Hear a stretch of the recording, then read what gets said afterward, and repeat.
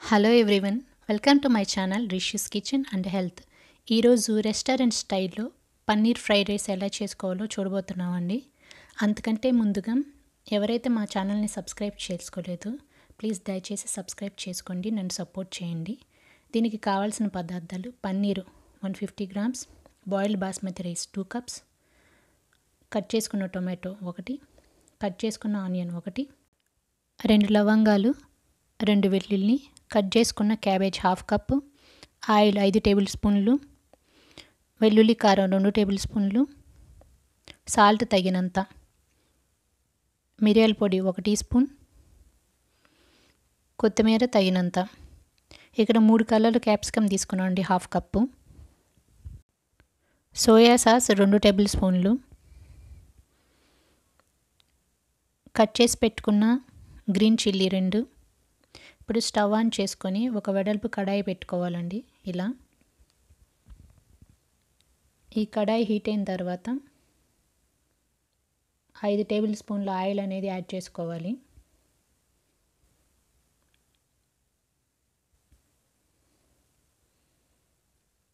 నేను ముందుగానే పన్నీర్ని సాల్ట్లో సోక్ చేసి పెట్టుకున్నానండి. పన్నీర్లో సాల్ట్ వేయకపోతే టేస్ట్ ఉండదు, చప్పగా ఉంటుంది. కాబట్టి పన్నీర్లో సాల్ట్ అనేది యాడ్ చేసుకోవాలి. ఇలా ఫ్రై చేసుకోవాలి.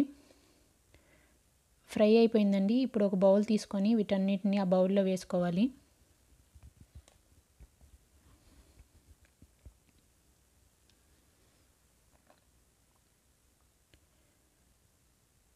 అదే ఆయిల్లో కట్ చేసి పెట్టుకున్న గ్రీన్ చిల్లీ యాడ్ చేసుకోవాలి. మనం ముందుగా కట్ చేసి పెట్టుకున్న ఆనియన్స్ కూడా దీంట్లోకి వేసి ఫ్రై చేసుకోవాలండి. ఇప్పుడు 2 లవంగాలు, వెల్లుల్లి, వీటన్నిటిని వేసి బాగా మిక్స్ చేసుకొని నెక్స్ట్ కట్ చేసుకున్న ఒక టొమాటో కూడా యాడ్ చేసుకోవాలి. క్యాబేజ్ తరుగు, వీటన్నిటిని వేసి బాగా ఆయిల్లో ఫ్రై అయ్యేలాగా మిక్స్ చేసుకుంటూ ఉండాలండి. కొంచెం ఉడికిన తర్వాత ఇప్పుడు క్యాప్సికమ్ యాడ్ చేసుకోవాలి. ఇక్కడ నేను 3 కలర్స్ క్యాప్సికమ్ తీసుకున్నానండి. వీటన్నిటిని 1 నిమిషం పాటు ఫ్రై చేసుకోవాలి.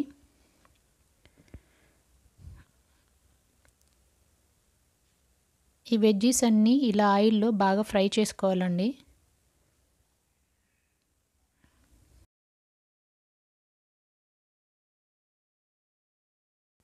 వీటన్నిటిని ఆయిల్లో ఇలా అట్లకట్టతోటి బాగా ఫ్రై చేస్తూ ఉండాలండి.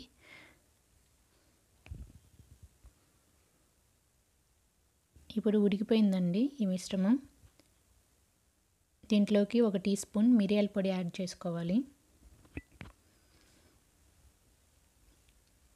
దీన్ని కూడా బాగా మిక్స్ చేసుకోవాలి. ఇప్పుడు వెల్లుల్లి కారపొడి అండి. ఇది చాలా టేస్ట్ ఉంటుందండి, అందుకే నేను వెల్లుల్లి కారపొడి యాడ్ చేసుకుంటున్నాను. దీన్ని కూడా ఆయిల్లో బాగా ఫ్రై చేసుకోవాలి. ఇప్పుడు మనం ముందుగా రెడీ చేసి పెట్టుకున్న బాస్మతి రైస్ని కూడా ఇలా స్టెప్ బై స్టెప్ యాడ్ చేసుకోవాలండి. ఈ బాస్మతి రైస్లో కూడా నేను 1 టీ స్పూన్ సాల్ట్ అనేది యాడ్ చేసుకొని ఉడికించుకున్నానండి.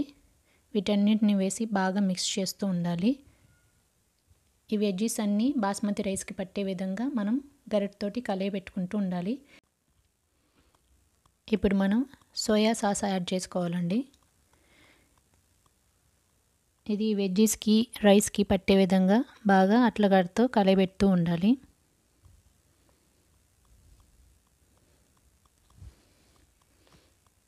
ఇప్పుడు మనం రుచికి తగినంత సాల్ట్ యాడ్ చేసుకోవాలి.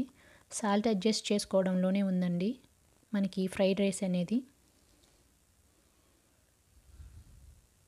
ఇప్పుడు దీన్ని కూడా బాగా మిక్స్ చేసుకుంటూ ఉండాలి. ఇప్పుడు ఫ్రై చేసి పెట్టుకున్న పన్నీర్ని కూడా యాడ్ చేసుకోవాలి. పన్నీర్ని మాత్రం బాగా గట్టిగా స్మాష్ చేయకూడదండి. నిదానంగా ఇలా చూపించిన విధంగా హై ఫ్లేమ్ మీద టాస్ చేస్తూ ఉండాలి.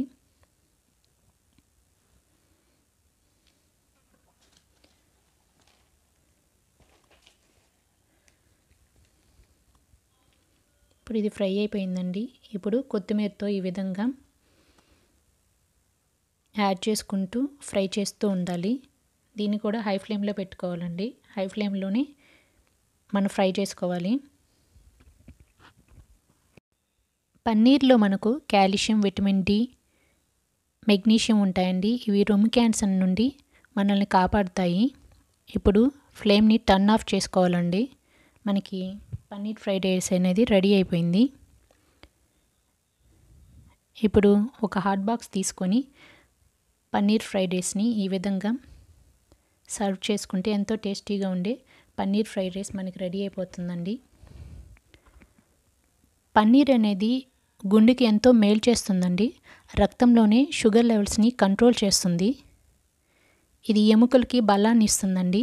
ఇప్పుడు 3 కలర్స్ తీసుకున్నాంగా క్యాప్సికమ్, దీంతో గార్నిష్ చేసుకోవాలండి. ఈ విధంగా దీన్ని టొమాటో కచప్తో తింటే సూపర్ ఉంటుందండి. ఒకసారి ట్రై చేసి చూడండి. మా వీడియో కనుక మీకు నచ్చినట్లయితే లైక్ చేయండి, షేర్ చేయండి, సబ్స్క్రైబ్ చేసుకోవడం మాత్రం మర్చిపోకండి. Thanks for watching.